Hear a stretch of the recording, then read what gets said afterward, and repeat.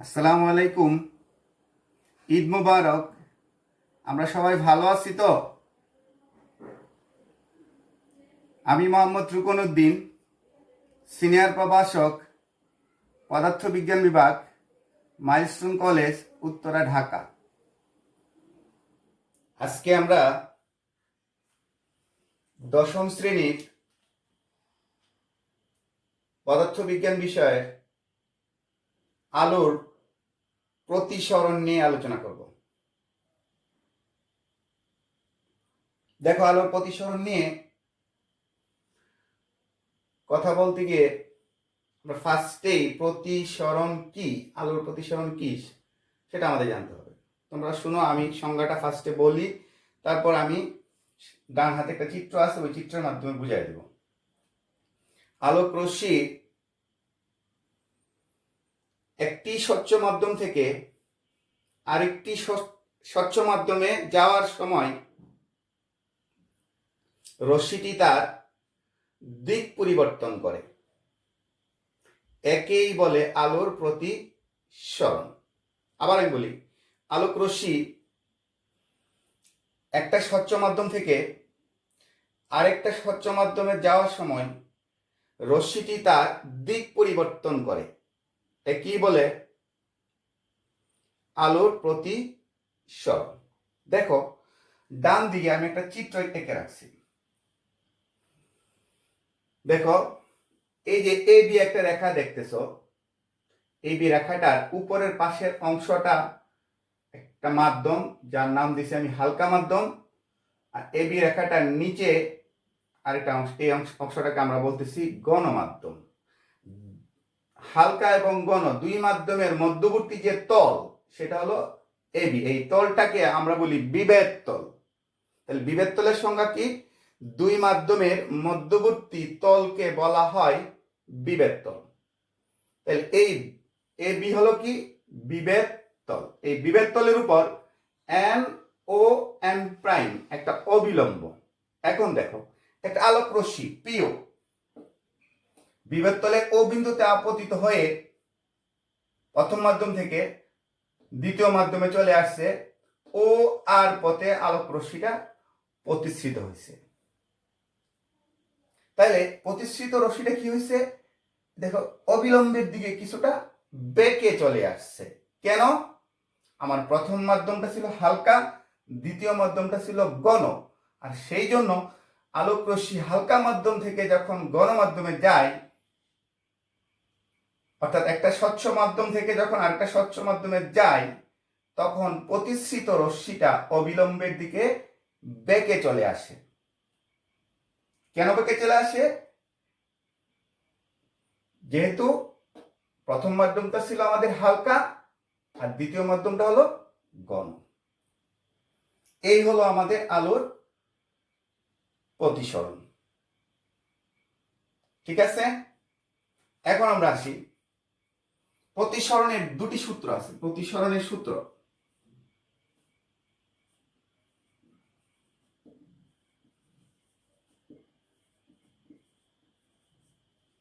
এক,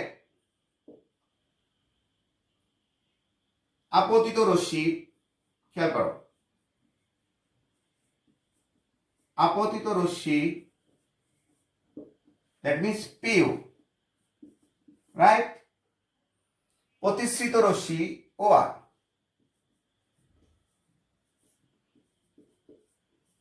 প্রতিসৃত রশ্মি ও আর এবং আপতন বিন্দুতে অঙ্কিত অবিলম্ব এন ও এন প্রাইম।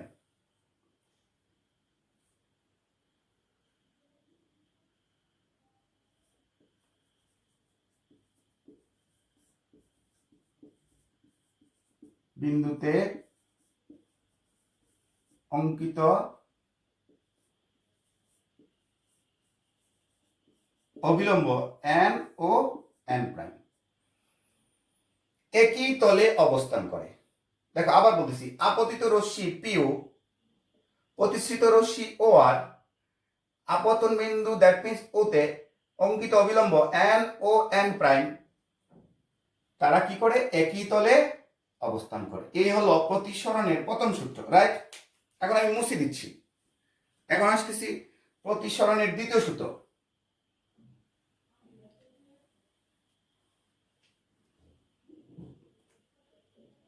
দ্বিতীয় সূত্র,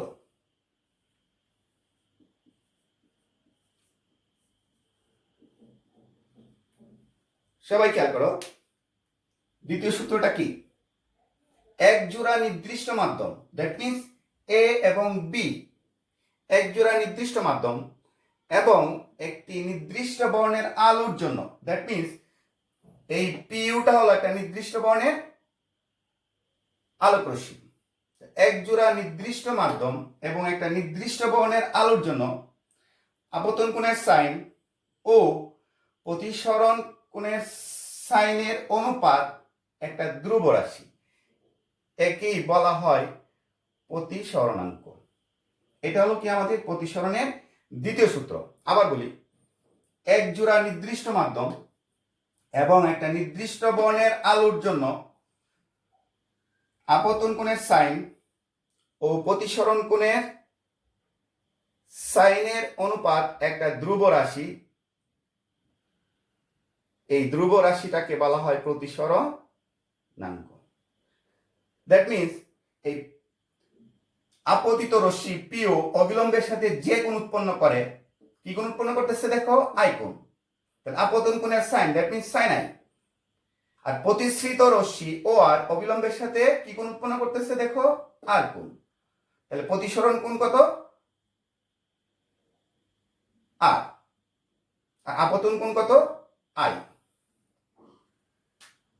এই প্রতিসরণাঙ্ককে আমরা গ্রিক লেটার মিউ দ্বারা প্রকাশ করে থাকি, অর্থাৎ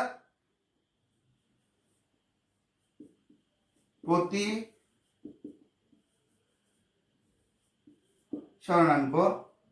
mu equals to sine i by sine r. হচ্ছে আমাদের, এটাকে বলা হয় স্নেলের সূত্র। বিজ্ঞানী স্নেল এই সূত্রটি আবিষ্কার করেন বলে তার নাম অনুসারে একে বলা হয় স্নেলের সূত্র। তার মানে কি, এটাকে কি বলা হয়? একটা নাম কি? স্নেলের সূত্র। তুমি লিখে রাখো। বিজ্ঞানী স্নেল এই সূত্রটি আবিষ্কার করেন বলে তাকে বলা হয় স্নেলের সূত্র। তাহলে প্রতিসরণাঙ্কের সংজ্ঞাটা কি দিব? এক জোড়া নির্দিষ্ট মাধ্যম এবং একটা নির্দিষ্ট বর্ণের আলোর জন্য আপতন কোণের সাইন ও প্রতিসরণ কোণের সাইনের অনুপাত একটা ধ্রুব রাশি, এই ধ্রুব রাশিটাকে আমরা বলি কি? প্রতিসরণাঙ্ক। অর্থাৎ প্রতিসরণাঙ্ক mu equals to sine i by sine r equals to স্নেলের সূত্র। বিজ্ঞানী স্নেল এই সূত্রটি আবিষ্কার করেন বলে একে আমরা বলি স্নেলের সূত্র। ওকে, প্রতিসরণের দুইটা সূত্র আমরা বলে ফেলছি। এখন দেখো, তাহলে আমরা এখানে লিখছি কি? Mu equals to sine i by sine r. অর্থাৎ কোন মাধ্যমের সাপেক্ষে কোন মাধ্যমের প্রতিসরণাঙ্ক বোঝাচ্ছে? আলোক রশ্মি যাচ্ছে এ মাধ্যম থেকে বি মাধ্যমের দিকে, তার মানে কি এটাকে আমরা বলবো এ মাধ্যমের সাপেক্ষে বি মাধ্যমের প্রতিসরণাঙ্ক। That means A mu B equals to sine i by sine R.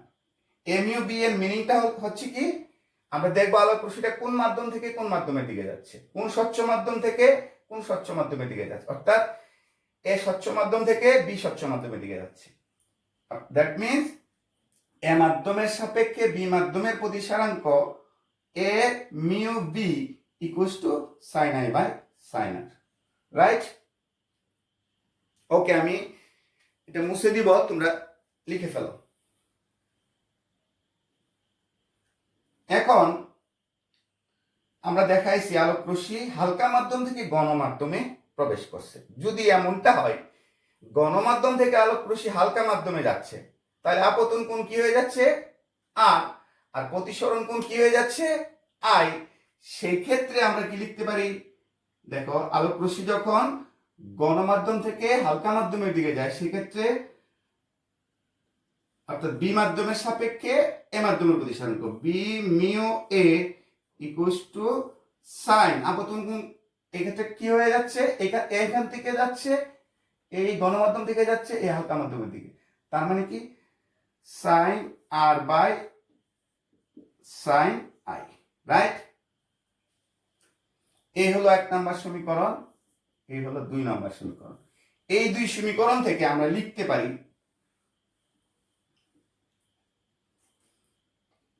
a mu b equals to 1 by b mu a। Code করে রাখো, এটা একটা ইম্পর্টেন্ট ফর্মুলা, এটা দিয়ে আমরা অঙ্ক করব, এটা দিয়ে অঙ্ক করব।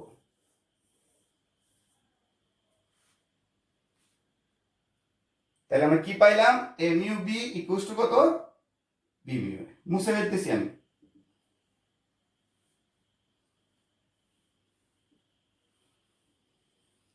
তাহলে প্রতিসরণের সূত্র পরে ফেললাম, প্রতিসরণাঙ্ক কি তাও আমরা জানলাম।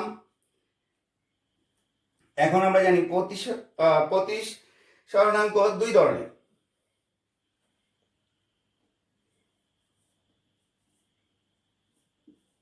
প্রতিসরণাঙ্ক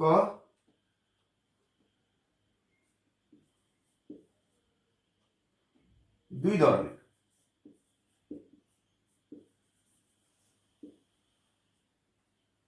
আমরা প্রতিসরণাঙ্কও বলতে পারি, আবার প্রতিসরাঙ্কও বলতে পারি, কোনো সমস্যা নেই। এক,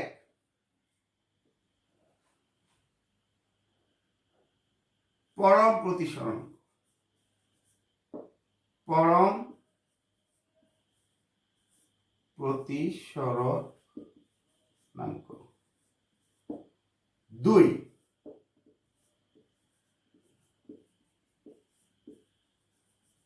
আপেক্ষিক প্রতিসরণ। তাহলে পরমটা কি? পরমটা হলো শূন্য মাধ্যমের সাপেক্ষে কোন মাধ্যমের প্রতিসরাঙ্ক। দ্যাট মিন দেখো 0 মিউ এ, দ্যাট মিনস শূন্য মাধ্যমের সাপেক্ষে এ মাধ্যমের প্রতিসরাঙ্ক, এটাকে আমরা বলি কি, পরম প্রতিসরাঙ্ক, সরণাঙ্ক। আবার যদি বলি A mu B, that means A মাধ্যমের সাপেক্ষে বি মাধ্যমের প্রতিসরাঙ্ক, অর্থাৎ একটি মাধ্যমের সাপেক্ষে আরেকটি মাধ্যমের প্রতিসরণাঙ্ককে আমরা বলি আপেক্ষিক প্রতিসরণাঙ্ক। এটাকে বলা হয় আপেক্ষিক প্রতিসরণ। তাহলে প্রতিসরণাঙ্ক দুই ধরনের, একটা কি পরম আর এটা কি আপেক্ষিক। পরম কি, শূন্য মাধ্যমের সাপেক্ষে কোন মাধ্যমের প্রতিসরণাঙ্ককে আমরা বলি পরম প্রতিসরণাঙ্ক, আর একটি মাধ্যমের সাপেক্ষে আরেকটি মাধ্যমের প্রতিসরাঙ্ক, দ্যাট মিন্স এ মাধ্যমের সাপেক্ষে বি মাধ্যমের প্রতিসরাঙ্ককে আমরা বলি আপেক্ষিক প্রতিসরণাঙ্ক। ঠিক আছে, এখন আমরা পড়ব প্রতিসরণাঙ্কের সাথে আলোর বেগের কি সম্পর্ক আছে সেটা দেখব। মুছে দিচ্ছি। এখন আমরা দেখব প্রতিসরণাঙ্কের সাথে আলোর বেগের সম্পর্ক। লিখে দিচ্ছি হেডিংটা।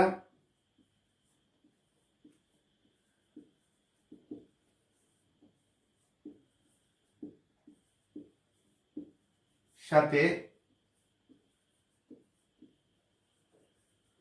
আলোর বেগের সম্পর্ক।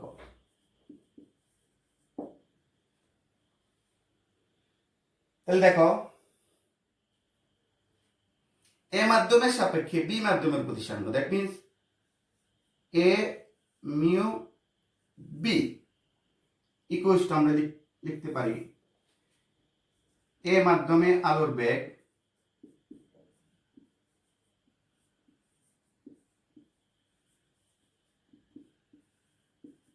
Divided by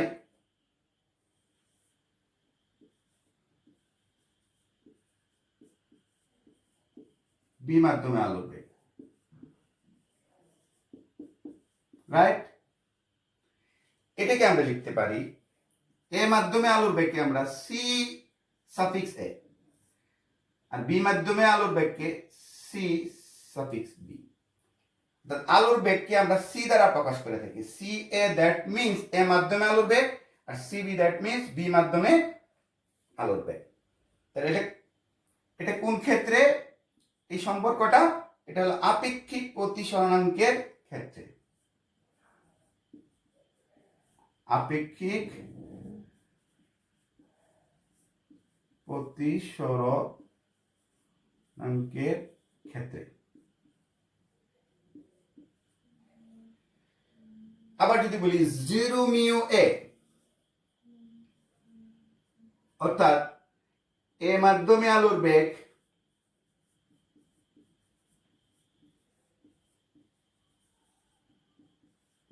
divided by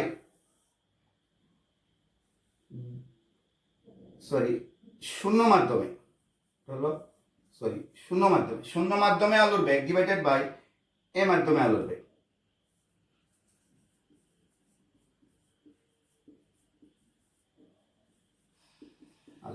right? তাহলে শূন্য মাধ্যমে আলোর বেগকে আমরা সি নট, আর এ মাধ্যমে আলোর বেগকে সি এ। এটা কার ক্ষেত্রে? পরম প্রতিসরণাঙ্কের ক্ষেত্রে। প্রতিসরণাঙ্কের সাথে কার সম্পর্ক? আলোর বেগের সম্পর্ক। আমরা লিখে রাখি A mu B equals to c A by c B, আর zero mu A equals to c not by c A. আমরা মনে রাখবো, এটা দিয়ে আমরা অঙ্ক করব। এখন একটা জিনিস সবাই নোট করে রাখো,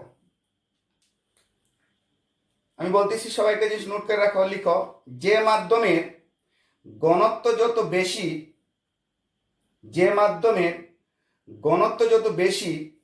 সেই মাধ্যমের প্রতিসরাঙ্ক তত বেশি, ফলে আলোর বেগ কম হয়। আবার আমি বলি, যে মাধ্যমের ঘনত্ব যত বেশি সেই মাধ্যমের প্রতিসরাঙ্ক তত বেশি, ফলে আলোর বেগ কি হয়? কম হয়। এই জিনিসটা আমরা মনে রাখবো, অঙ্ক করার সময় আমাদের কাজে লাগবে। ঠিক আছে? আমি কিন্তু মুছে ফেলবো, তোমরা লিখে ফেলো।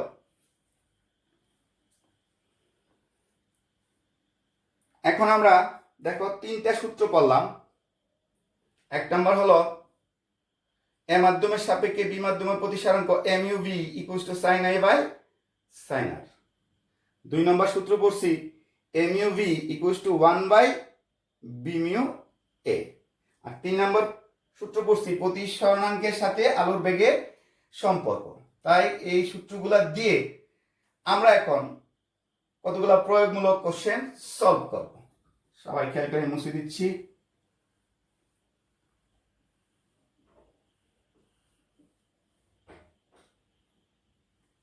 তাহলে চিত্র আমাদের যেটা আছে এটা দিয়ে আমরা শুরু করি। আপতন কোণ আই সমান 30 ডিগ্রি দিয়ে দিলাম, আর প্রতিসরণ কোণ আর সমান 22 ডিগ্রি। সবাই একটু খেয়াল করো, 22 ডিগ্রি। আলোক রশ্মি কোথা থেকে কোথায় যাচ্ছে? হালকা মাধ্যম থেকে ঘন মাধ্যম। দ্যাট মিনস হালকা মাধ্যম ধরি আমরা বায়ু, এটার নাম দেই কি? বায়ু। আর ঘন মাধ্যম বলি পানি। রাইট? আলোক রশ্মি কোথায় যাচ্ছে? বায়ু থেকে পানিতে যাচ্ছে। এই হলো আমাদের একটা উদ্দীপক। আপতন কোণ আই সমান কত দেওয়া আছে দেখো? 30 ডিগ্রি। আর প্রতিসরণ কোণ আর সমান দেওয়া আছে কত? 22 ডিগ্রি। আমার প্রশ্ন হলো, এক নাম্বার, উদ্দীপকের আলোকে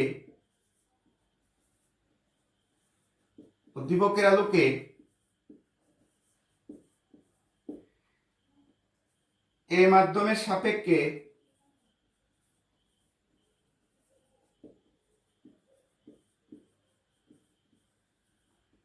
বি মাধ্যমের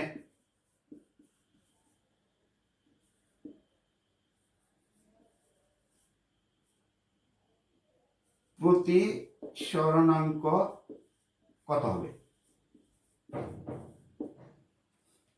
that means A mu B equals to what? অর্থাৎ বায়ু মাধ্যমের সাপেক্ষে পানি মাধ্যমের প্রতিসরণাঙ্ক কত হবে সেটা আমাদের বের করতে হবে। তাহলে আমরা কি জানি, প্রতিসরণাঙ্কের সংজ্ঞা অনুসারে এ মাধ্যমের সাপেক্ষে বি মাধ্যমের প্রতিসরাঙ্ক অর্থাৎ বায়ুর সাপেক্ষে পানির প্রতিসরাঙ্ক, আমি পানি মাধ্যমটাকে বি বলছি, তাহলে A mu B equal to কি sine i by sine r. I কত আমাদের সাইন 30 ডিগ্রি আর হলো 22 ডিগ্রি। ক্যালকুলেশন যদি করি 1.334। যেহেতু প্রতিসরণাঙ্ক একই জাতীয় দুইটা রাশির অনুপাত, তাই এর কোনো একক নেই, তাই এর কোনো একক আমরা ব্যবহার করব না।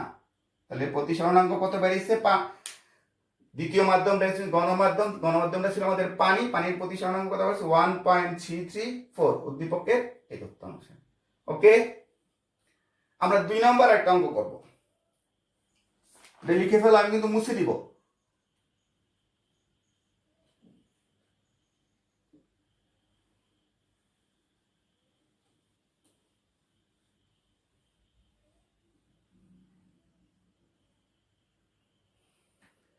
তাহলে এখানে আমি আপতন কোণের মানটা কেটে দিচ্ছি 30 ডিগ্রি আর এখানে 22 ডিগ্রি কেটে দিচ্ছি।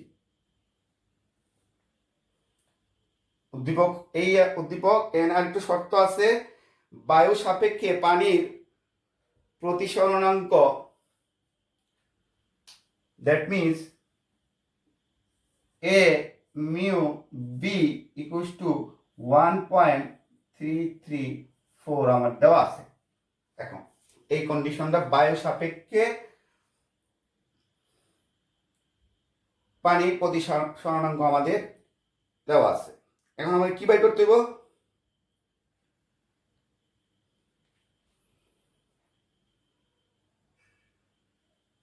পানি সাপেক্ষে বায়ুর প্রতিসরণাঙ্ক কত।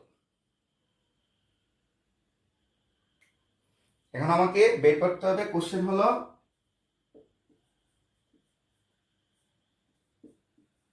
পানি সাপেক্ষে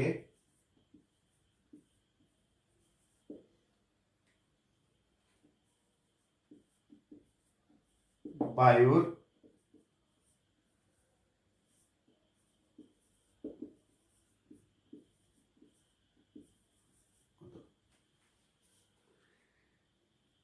আচ্ছা, এখানে তো আমি এই মানটা চেঞ্জ করে দিই, বায়ু সাপেক্ষে পানির প্রতিসরণাঙ্ক ধরে নিয়েছি আমরা 4/3 ধরে এই জিনিস। তাহলে আমাদের উদ্দীপকটা কি দেওয়া আছে, বায়ু সাপেক্ষে পানির প্রতিসরণাঙ্ক দেওয়া আছে এ মিউ ভি ইকুয়ালস টু 4/3, আর আমাকে বের করতে হবে পানি সাপেক্ষে বায়ুর প্রতিসরণাঙ্ক, দ্যাট মিন্স আমাকে বের করতে হবে b mu A equals to what, right. আমরা কি জানি, 2 নম্বর সূত্রে আমরা কি করছিলাম প্রতিপাদন, আমরা জানি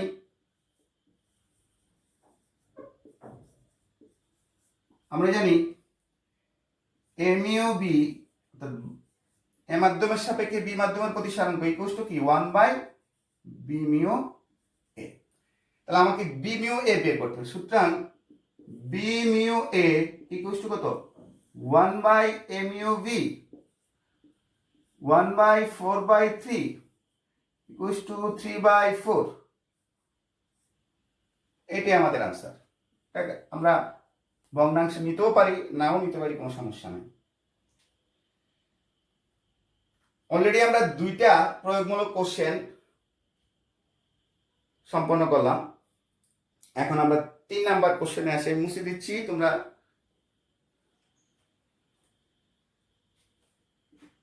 লিখতে পারছো তো? ওকে,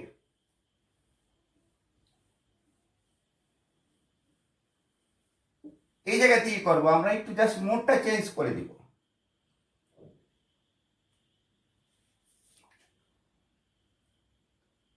ঠিক আছে, এখন এই এ মাধ্যমের সাপেক্ষে বি মাধ্যমের প্রতিসরাঙ্ক কেটে দিলাম 3 নাম্বার উদ্দীপকে। আমরা এখানে দিতেছি সি এ মানে এর মাধ্যমে আলুর বেগ আমরা দিতেছি কত 2.04 into 10 to the power 8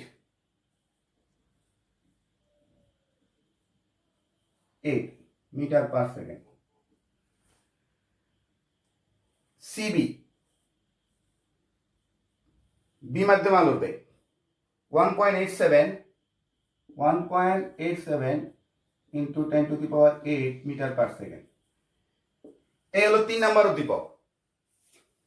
3 নম্বর উদ্দীপকে আমার কি কি দেওয়া আছে সিএ দ্যাট মিন্স এ মাধ্যমে আলোর বেগ, সিবি বি মাধ্যমে আলোর বেগ। আমাকে কি বের করতে হবে 3 নাম্বার এ মাধ্যমের সাপেক্ষে বি মাধ্যমে প্রতিসরণ। 3 নাম্বার কোশ্চেন হলো এ মাধ্যমের সাপেক্ষে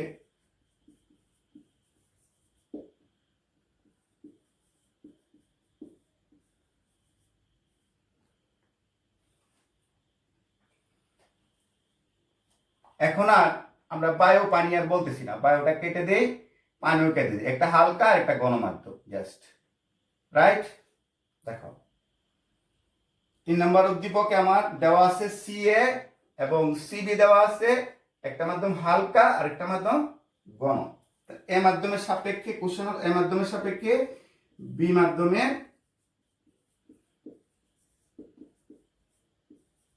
প্রতিসরণাঙ্ক কত। তাহলে প্রতিসরণাঙ্কের সাথে আলোর বেগের একটা সম্পর্ক আছে, আমরা জানি কি এ মিউ বি অর্থাৎ এ মাধ্যমের সাপেক্ষে বি মাধ্যমের প্রতিসরণাঙ্ক, আমি একটু বাংলায় লিখি, এ মাধ্যমের সাপেক্ষে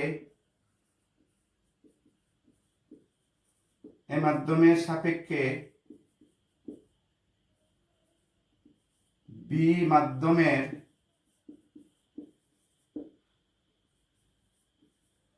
প্রতিসরণাঙ্ক A mu B equals to কি সি এ বাই সি। দেখো সি এর মান ডাইরেক্ট দেওয়া আছে 2.04 into 10 to the power 8 আর সিবি 1.87 into কত 10 to the power 8। এটাকে যদি আমি একটা ক্যালকুলেশন করি 1.09, তাহলে আমার এ মাধ্যমের সাপেক্ষে বি মাধ্যমের প্রতিসরণাঙ্ক আমরা বের করলাম 1.09। এতক্ষণ আমরা যে 3টা ফর্মুলা আমরা পড়ছিলাম সেই 3টা ফর্মুলা দিয়ে আমরা প্রয়োগমূলক কোশ্চেন সমাধান করছি। থ্যাংক ইউ সবাইকে, সবাই আমরা ভালো থাকি, নেক্সট দিন আবার দেখা হবে।